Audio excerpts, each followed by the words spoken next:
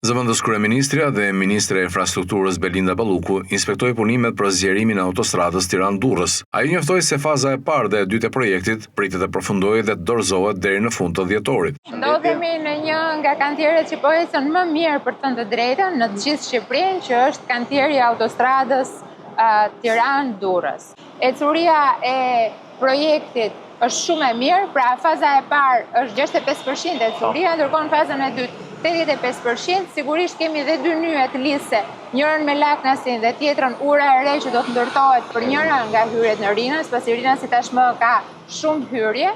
dhe e gjitha kjo ne shpresojmë që pa dy hyrjet sigurisht ta dorëzojmë pra fazën e parë dhe fazën e dytë ta dorëzojmë për akses në fund të muajit dhjetor. Balluku theksoi përparimin e punimeve dhe kërkoi mirëkuptim për vështirësitë e trafikut gjatë punimeve, duke premtuar se hapja e nënkalimit të Kasharit do të lehtësojë qarkullimin.